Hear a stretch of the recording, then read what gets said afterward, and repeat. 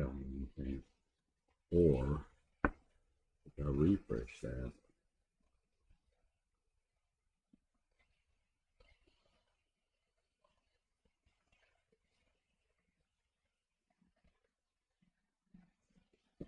come on, come on. It says upcoming. Maybe that's because the stream hasn't caught up with it.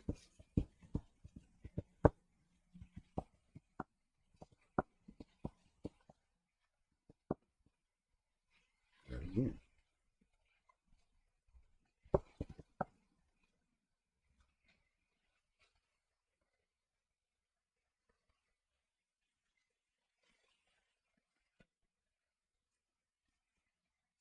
You can do it.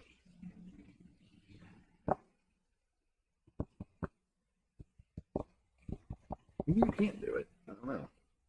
Who knows? I'm expecting too much of it.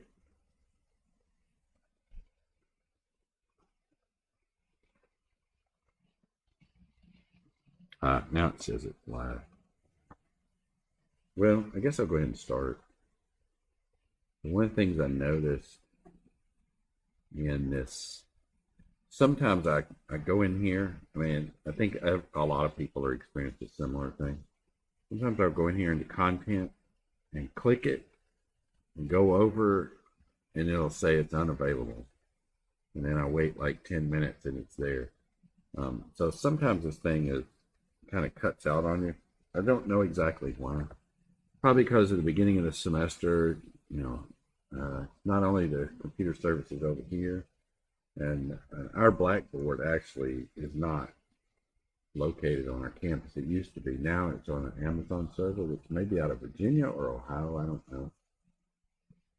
So, sounds like a good thing. However, it turns out a lot of the major companies are retracting their stuff off the cloud now. If you look at the cost of cloud services, they've gone through the roof. And actually, I myself, I haven't read this, but I myself have noticed that there are new providers coming in, most of them from Europe, actually, setting up cloud services here in the United States. And their prices are actually pretty good. So I think so far, I mean, I have one from a service that originated out of Germany, and they built a cloud service thing in St. Louis. And I pay probably a fifth, maybe even a tenth of what I would pay if I used Amazon Cloud Services. So, and there's a reason for that. One of the things that they make this elastic cloud, which is supposed to grow when you need it. So Blackboard, if there's more members, more people signing up, it's supposed to naturally expand. When students start signing up, it's supposed to collapse. But you pay extra fee for that. So sometimes, what I'm getting at is they may end up coming back to the local thing. That being said, does anybody have any questions about any of these? I could look at any of them, but you have to tell me which one you want for me to look at. If you haven't got there so far, I got 3 students complete. 1, 2, 2, 1, 1, 1. Nobody's done those 3 yet. And then, so I guess people jumped over those and did those 3. Don't, it's okay. Median time, average scores, difficulty. So most of these, okay, the difficulty is how they classify the difficulty. It's not, it shouldn't be, you shouldn't feel bad if you're having trouble with one that's rated as a 1. Sometimes I have noticed some of them are very oddly described. So it may be easy to work, very difficult to understand what they're actually saying. So,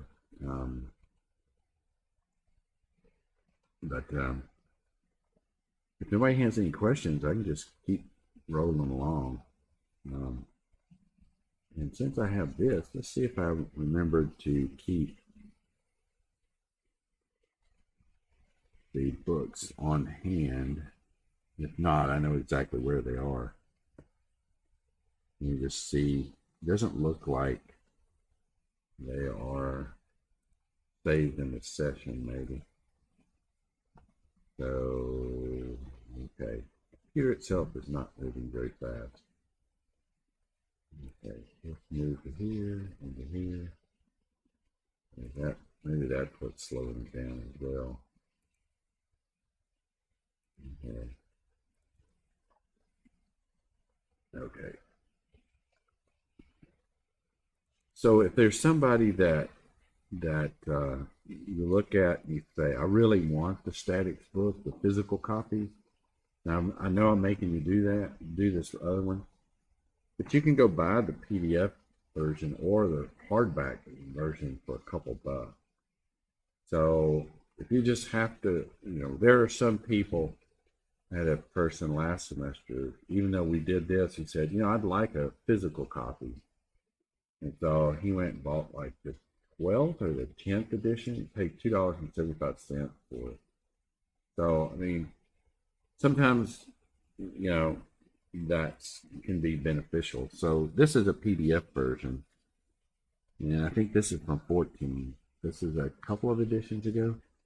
And since I can draw it up on this machine fairly rapidly, as opposed to going through the mastering engineering, I'll just draw it up here, if it'll come up.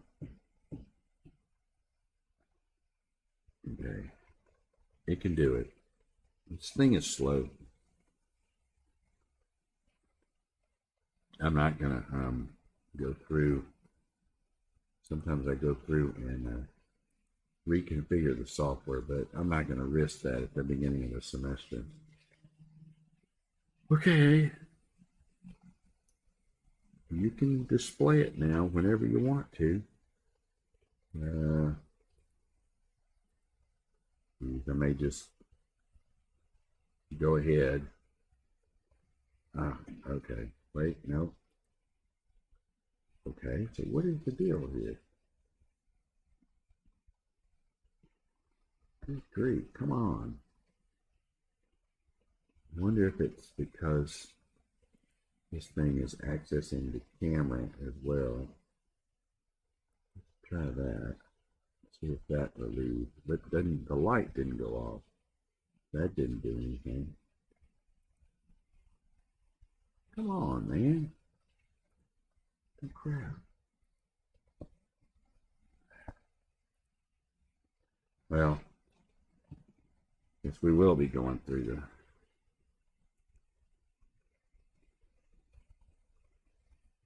okay. Oh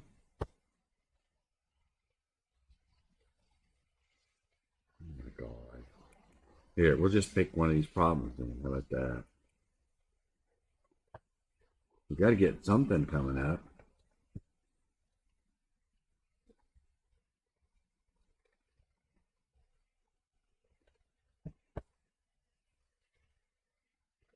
That's a good one. Yeah.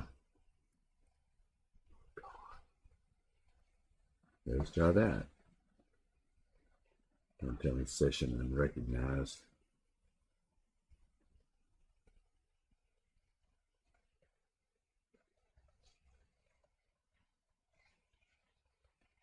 We've got too much embedded in so much technology now. It makes us pretty much useless.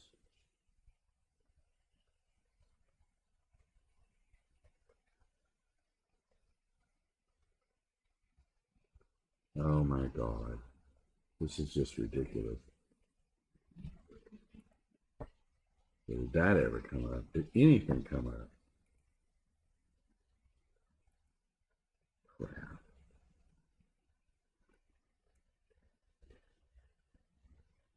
What is the deal?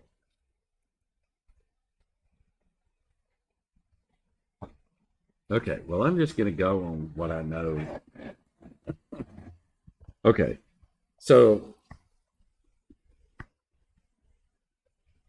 in the book, he'll talk about the fact that you've got a vector A that, let's just say A is equal to 3i plus 4j. And then you want to add another vector, say B to it, where the B vector, say 3i minus 4j. Oops, that doesn't look like an I. 3i minus 4j. And you've already seen this before where, I guess you have, where if you're just adding A and B, you're just basically adding the I component here.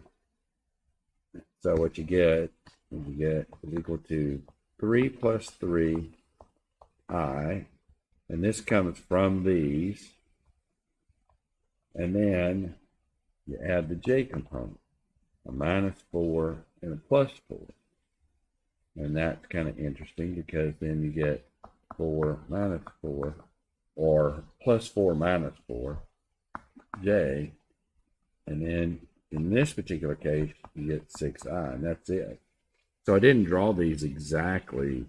If I wanted to draw them exactly, they would kind of look like that, where this vector, oops, well, I have it sometimes like this. Okay, where you have a vector that's coming out here and a vector that comes out here, and this distance is 4 and this distance is 3, but what you find out is it's the B component here, it's a 4 as well going down. So this 4 adds together with that 4 gives you nothing, because one's going positive and one's going negative. So this is just a special case. So all you're doing is adding components, and that's pretty much it. So then the question might be, what type of thing might he ask? Well, he's still sitting there spinning around. Let's see, did the drawboard? The chapter 2 finally came up.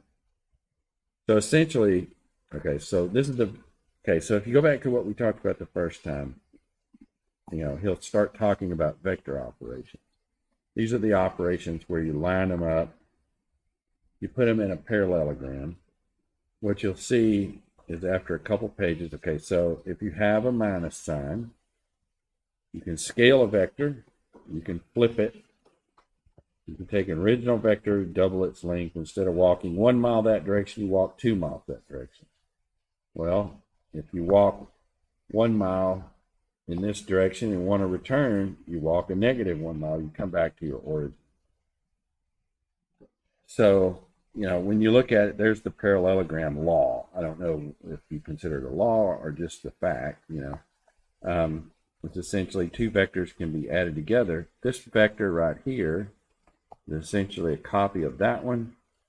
And this vector right here, this one is a copy of that one. Just move over, just basically copy it, move it over, and you'll make a parallelogram. And then your choice is, which triangle do you use? Do you want to use this bottom one? Or do you want to use the top one? It's kind of up to you. Use the same concept. So you go down through here, and he looks at the triangles. Then, he gets down to the point where, okay, he's got to go down here and do the law of sines and cosines somewhere down in here. So here he put these F1 and F2 together, had the resultant, but he used the top triangle. He used this top part. You could just as easily use the bottom. Doesn't really matter. So in his mind, he deleted those two, and he had the triangle that he's going to work with. Once he has the triangle that he's working with, that's where, well, first he goes through and says, well, if you add several forces, you do them in sequence. In other words, you add F1 to F2, and then you have a new vector right here. So in your mind, what you do is you delete this from your brain, and now you've got this vector added with this vector, and that's the eventual resultant. So you work your way through these things that way. That's a lot of work for something like that, but that's okay. Easy if you have more than two, it's probably easier to do component. So this is a typical case in point. You have three chains probably pulling some objects back here. It's hard to see, but there's a chain that is pulling this way, in this direction. So the resultant actually has to go along the other direction, but it's broken down into a force that goes along that chain, a force that goes along this chain, and a force that goes along that chain. And so what you're doing is adding three vectors, but the resultant has to be aligned with the direction of the other chain that's not even talked about there. So the other case is the barrel up here, which it was simple in the fact that it only had two chains there. So you have, yes, you have a force going this direction, and yes, you have a force going in this direction. But you do know the center of the barrel sits right here, the center of gravity, and the weight of this barrel is right here. So if you drew a line up through it, this has to offset it and go directly vertical against the direction of gravity. So this vector and this vector, whatever it is, has to add up to that vector. So now he's gone in and said U and V, but that's the same thing as running down those chains, So then he comes up in a second, maybe, okay, there it is. We talked about this, where this is the law of cosines and sines. And we talked about when you would use any particular one. And of course, if you stare at it, if you were given one angle, okay, so let's say you were given one angle, and then you were given this distance, and then given either this one or that one. So let's just say that one. So let's say those are the items you were given. Well, first of all, since they're not an angle and the two sides adjacent to it, you have to use the law of sines. And basically from the law of sines, you can run your way through all of this and find all the information you need. However, if it just so happens you walked into a problem and you knew those three, why can't you use law of sines? Well, because you know that, you know this, and you know that, but you do not know this little b, that little c, or that big A. So you don't know one of the terms yet. So that's where you have to go to this law of cosines. So it just so happens, I've come up with a different form. That there are three different forms of this, and we talked about that the other day. But the key is a side and a side, and the angle between those sides. You know that, you have to go to law of cosines. Once you hit that, you can pick off you'll do law of cosines and pick off that. Once you've got that, you can return to law of sines and run the rest of it and find these two. So you hit the law of cosines once, law of sines, and run down the triangle. And basically, that's all you have to do. So now, as you go through it, these problems are set up so that the first set that's what you're doing. You're having to come up with the angles, figure out which one you're doing, law of cosine or sine, run your way through the rest of the angles. However, this method is not used that much past this section, whatever section. This is 2.1, I think. The next thing he talks about is breaking them into components, which is what we started with a second ago. Now he starts with coplanar, but it's okay. You can start with coplanar. And that is, you basically have a force, and it can be broken into the x component and the y component. He says this, he goes down here. He's not done with it yet, but then he goes down to the next page, and he lists things like this. He says, I can give it any vector f, I can break it into an x and a y component, and just list them that way. Then, if I have three of them, he just so happens to have three here, I have 3 of them, do you really want to draw this vector and then copy it to the end of that vector, and then copy this one to the end? Ah, come on, here's escape. Hello. Then you want, so effectively what you're doing in the vector method is that. And then your resultant vector would end up that way. So this would be F1 copied. This would be F3 copied. So if you add F2 to F1 to F3, you get the resultant here. So that's the resultant right there. So there's a lot of trig involved. A lot of cosines run through each of those triangles, or you just break it into components like this, and nothing more than adding the components. So all you're doing is everything that's tagged with the I is put together here, and everything that's tagged with the J is put together right down here.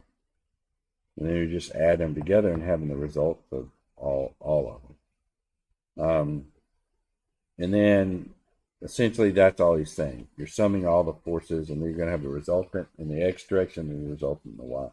What we're going to do in a little while is you're going to sum of the forces in the X direction equals the mass times the acceleration in the X direction, but it's not accelerating, or else it'd be the next chord. So this would be 0. So essentially all the forces that are put on a system have to be such that the sum of all the forces are going to be equal to 0. So he does this a lot, where he'll find the actual magnitude and the angle with respect to either an X or a vertical. So a lot of the answers he looks for have a resultant, scalar value, and an angle.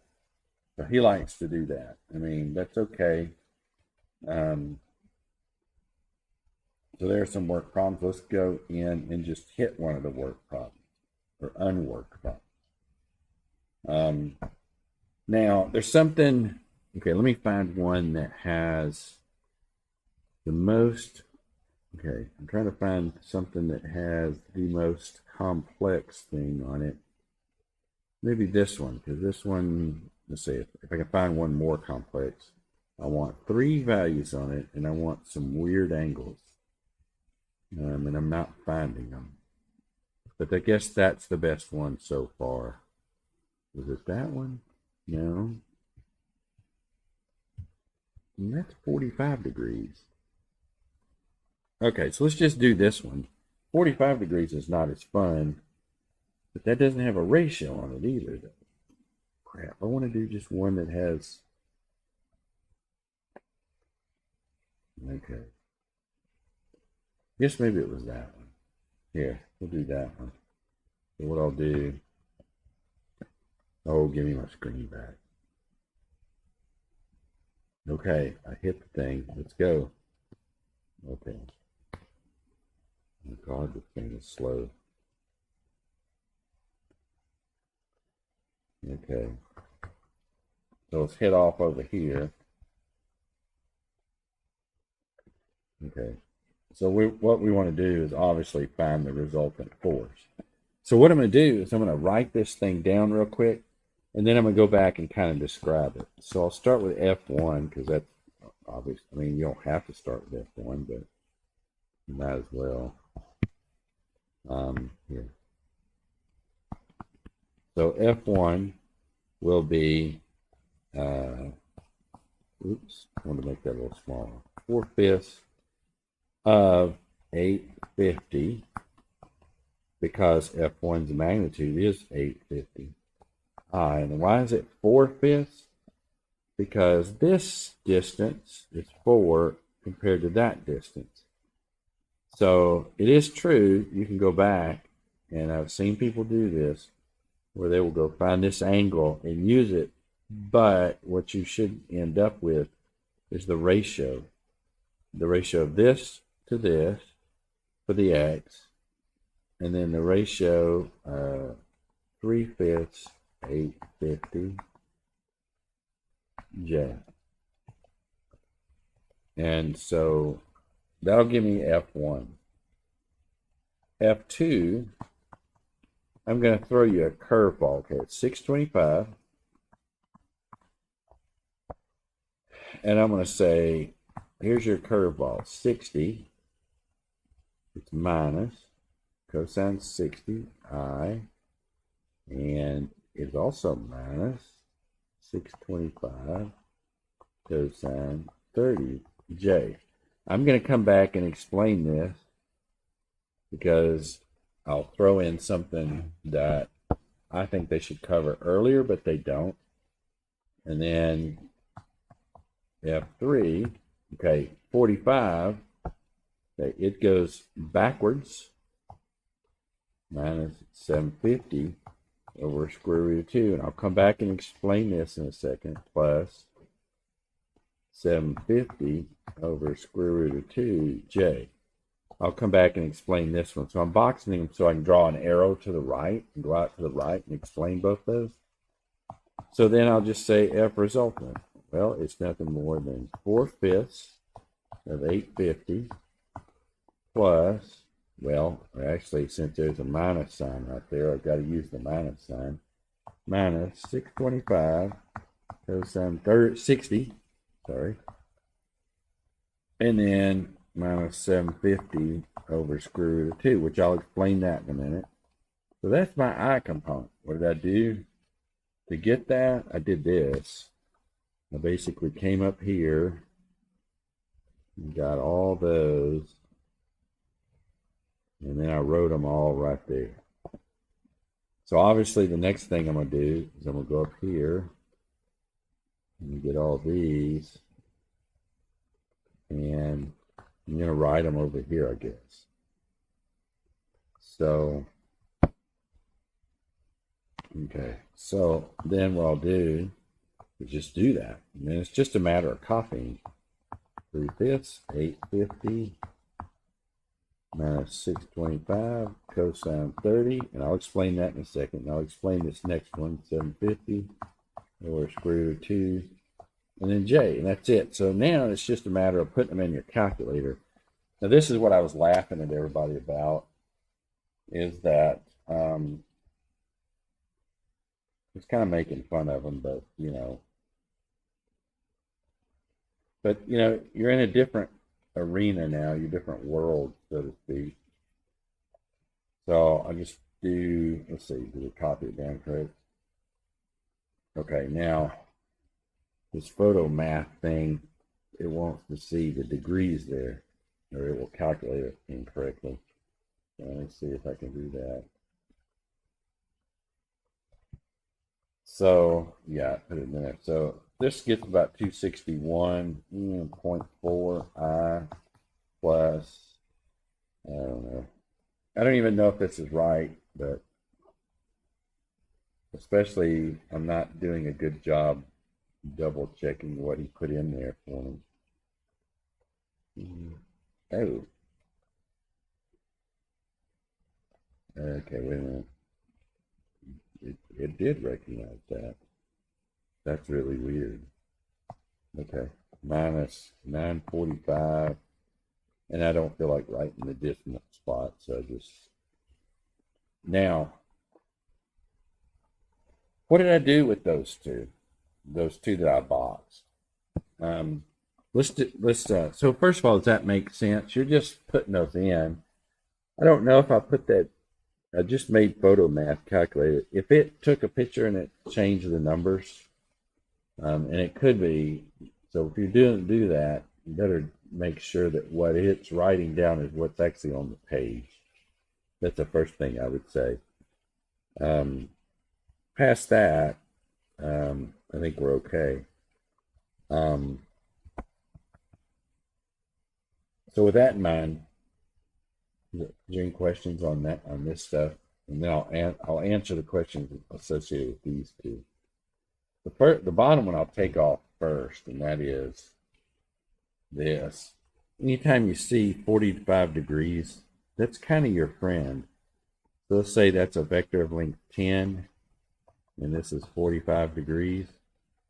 So that means that's 45 degrees. That means this length is the same as that length. So what is that length? Sine or cosine of 45. That always becomes 45 degrees, that is. That always becomes 1 over square root of 2. And that's why immediately every time I see a 45, and I will do that, I'll recognize that this vector length is actually the same length as that vector length. And this is 750 over square root of 2. And this is 750 over square root of 2. Now, it is true that's a right triangle in that that's the case. So I take this squared plus that squared, and it should equal to the long side squared.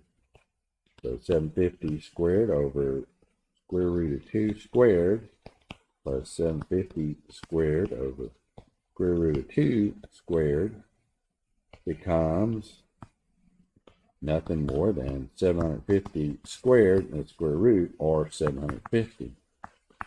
So in fact, if you put that in, take that squared, add together, take the square root, you get back what was sitting right there. So that's why it's 1 over square root of 2. And you can look at that a little bit more if you want to. So the other one, why did I do what I did?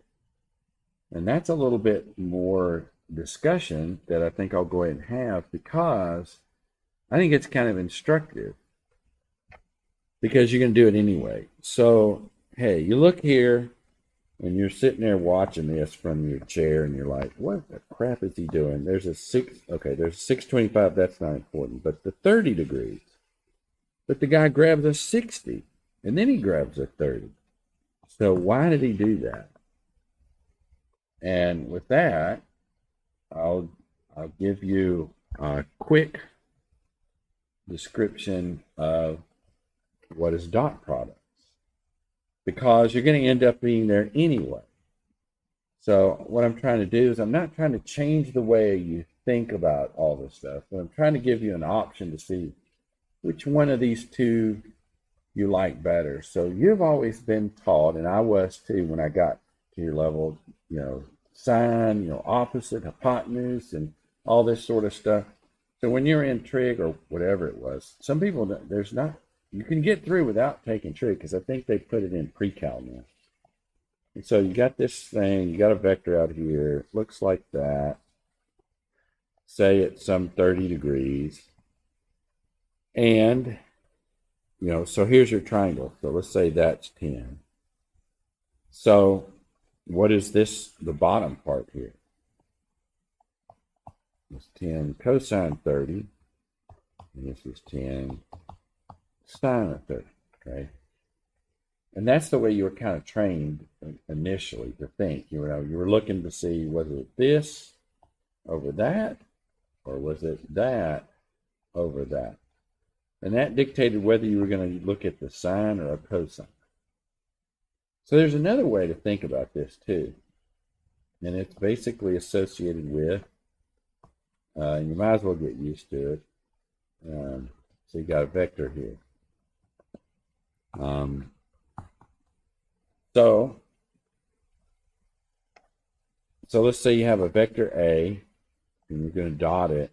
So I'm going to hold this picture, and I'll come back and say you have a vector A, you're going to dot it with a vector B. Turns out that what that is the magnitude of A, the magnitude of B, times the cosine, the angle between, and a lot of times in math they'll say like that, the angle between A and B.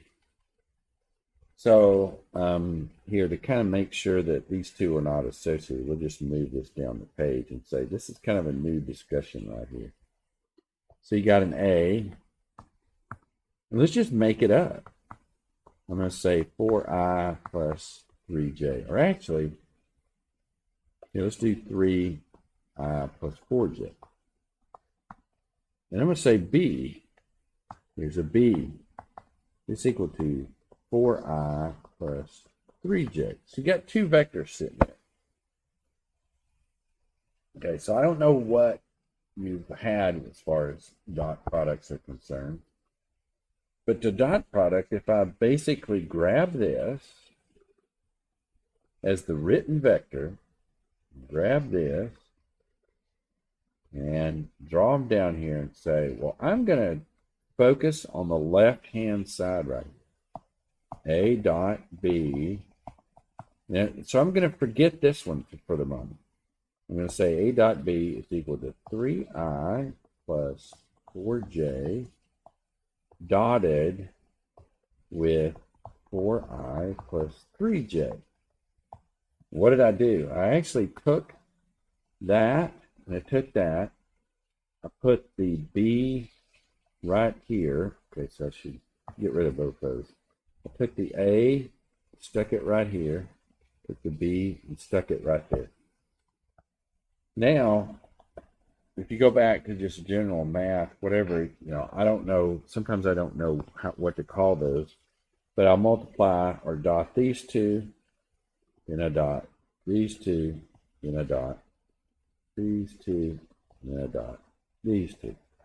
So I covered all my bases. Oops. That actually, okay, here. Let me do it. Okay, so I dot this one with that one.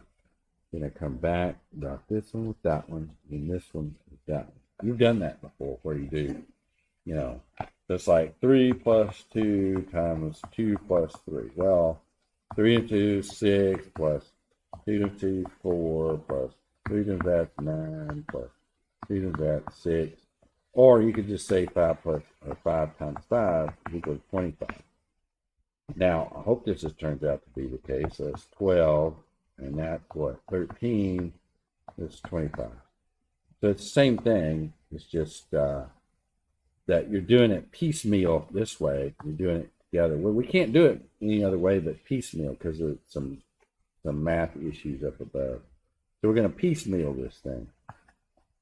So we piecemeal it, and what we see is 3I dotted with 4I. That's this one.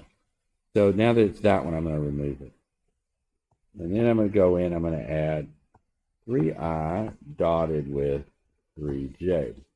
Okay, that's that one.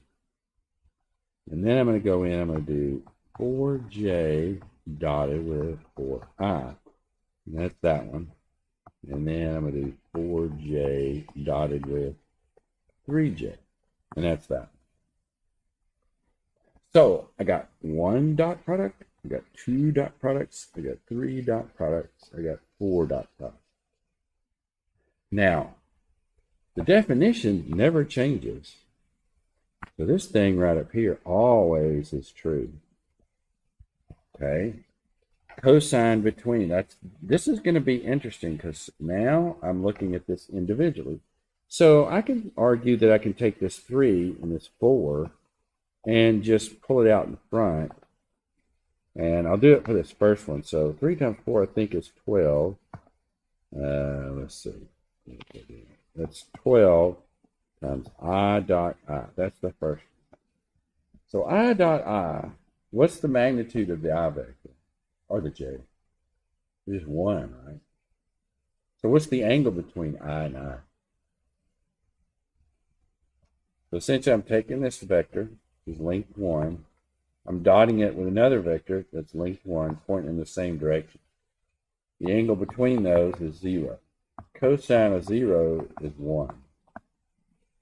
So in fact, that becomes nothing more than 1. Okay, I'll repeat myself by doing it this way.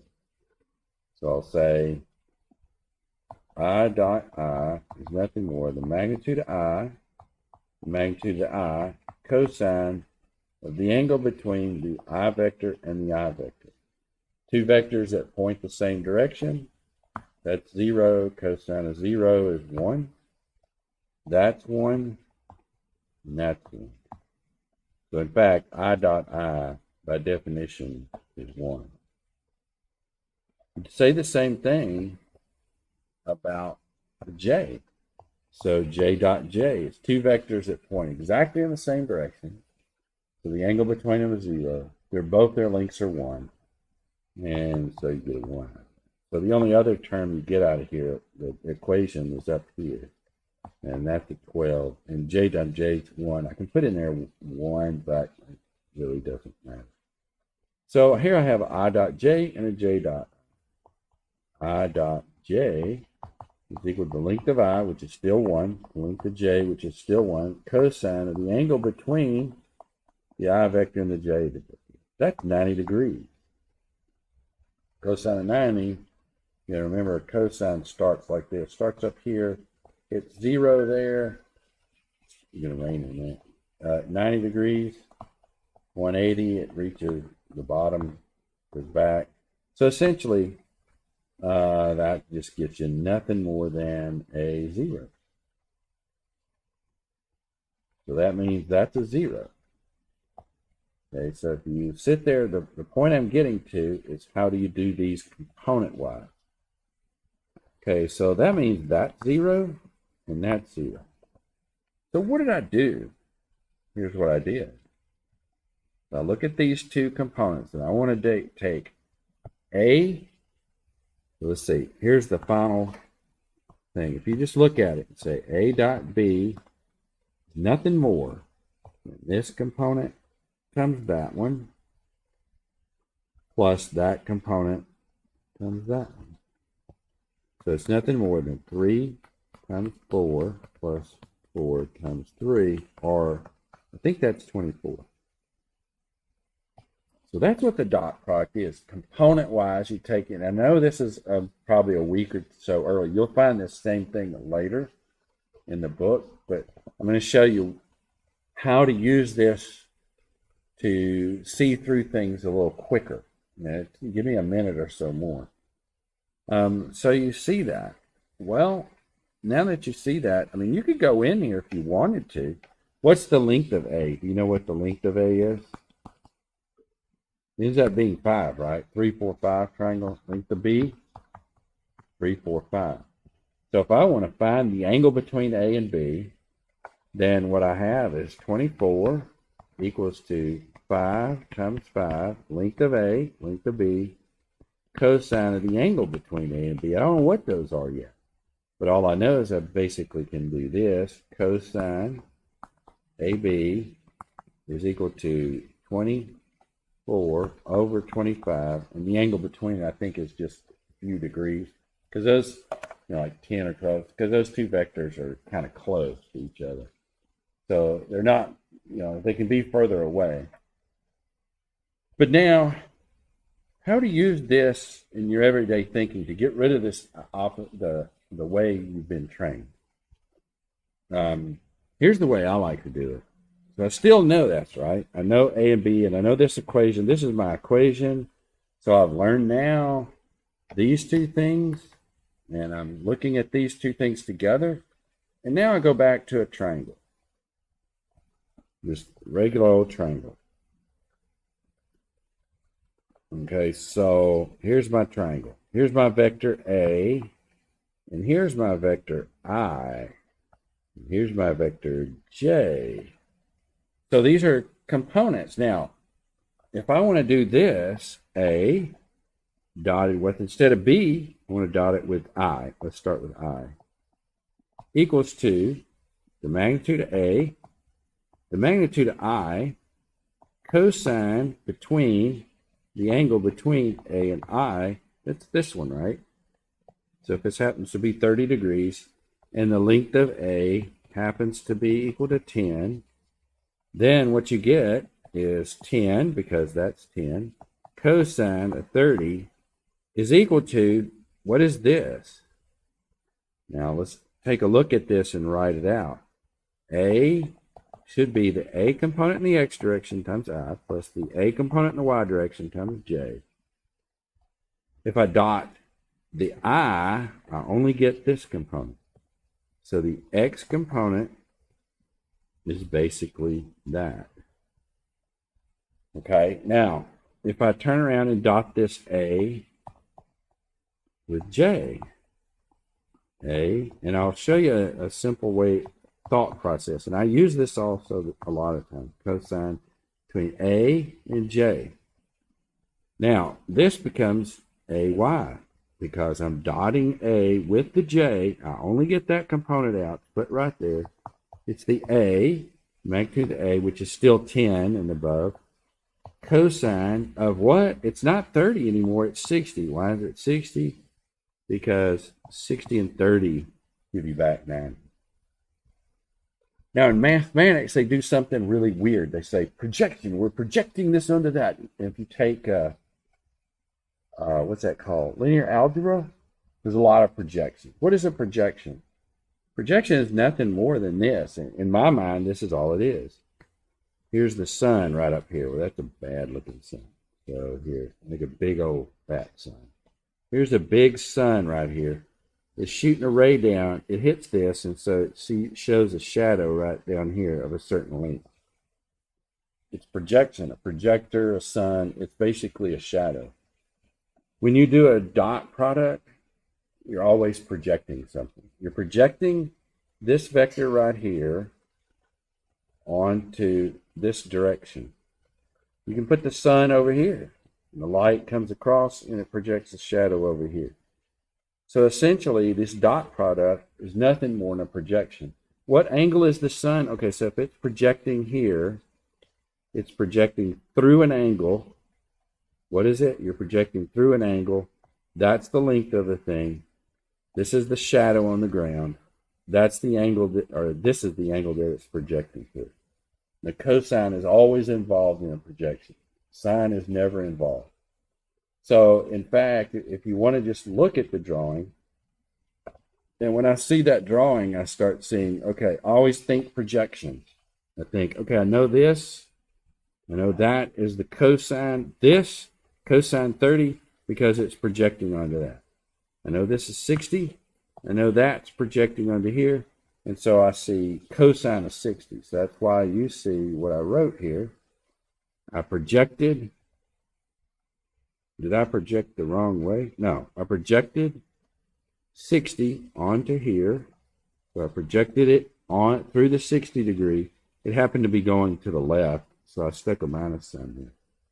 Then I projected it onto, through that angle, onto the y-axis. And it's a minus because it's going down. So when you come back to it, dot products and projections and all those things, what you're doing when you're doing that, the basic law says that you got two vectors. I can pick this b vector any way I want. So in a recap, basically I'm saying I want the b vector to be the I vector. And therefore I'm projecting or putting a shadow on the ground right along here in the direction of the I. And it comes up with the same equation you would get if you were trained to think in trig, pre-cal, or something like that. But often, you know, I kind of find it, I mean, for me, I mean, you may not like this. The thing is you'll have to do dot products anyway. You find that the least number of things you have to remember, the better off you are. So to me, I just look at it like that. I don't ever think anymore of, okay, is that opposite over hypotenuse or adjacent over hypotenuse? I'll never think of that at all. I look at the geometry. I figure out what it's projecting through to get to that axis. The cosine of that angle will bring me to that axis, and that's it. And I can easily add or take 90 minus whatever that angle is. You know, somebody gave me something and they said, this is 23.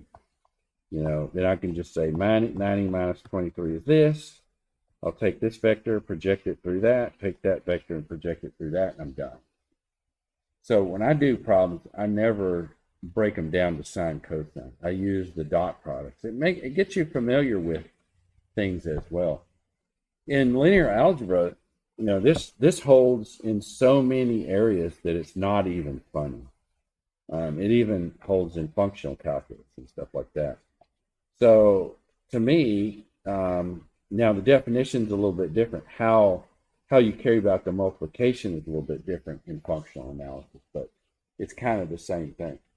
So essentially what we just did is a lecture we were supposed to do maybe 2 weeks from now.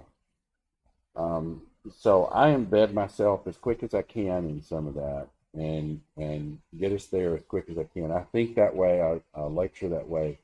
I'm not trying to tell you should think a particular way. One of the things that you'll find out later is that when we start doing breakdowns of trusses and things like that, he does a lot of math, and it's kind of herky-jerky on the page, but I immediately break them into matrices. And I'll show you why I do, and I'll show you in his examples how you can pull out exactly what he has, put it straight into a matrix, just like that. And so read the text the way he does it, but what I'm going to do is I'm going to work the problems, but I'm going to go ahead and step us one step forward and go ahead and step, because we got MATLAB, and if you don't like MATLAB, like I use Octave, because I don't want to pay the fee for it. But if you do want to pay, you can buy a home edition or a student edition, $100 or something like that. But Octave will do everything that MATLAB will do in that context. So I hope that was somewhat useful. I never know the value of whatever I say. All I do is try to be of some value to you. So I guess I'm done. Is there any questions? I guess we'll just go work some of the problems. We'll come back in, and maybe the network will work a little bit better. If I can find a network cable, maybe it would speed things along, but I'm not sure they let me connect to the cable to the wall. I just don't know. But I will attempt things to make things speed along. I don't know.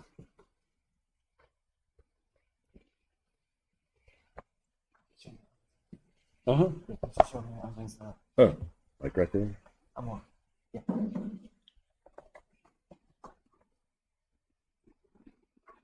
I can make it a little bigger if you want to.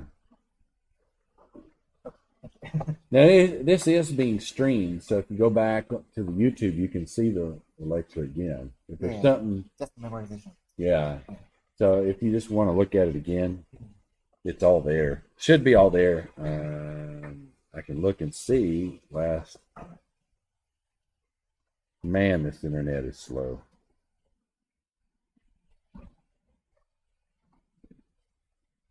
This is past being slow.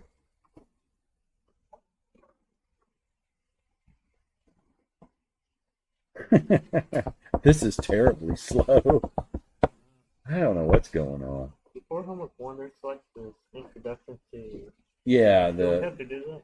well, it's like free points. So, and it came with the system, so I didn't want to delete it. So yeah, I mean, it's like 3 things. It's like, how do you use this system? And then there's something in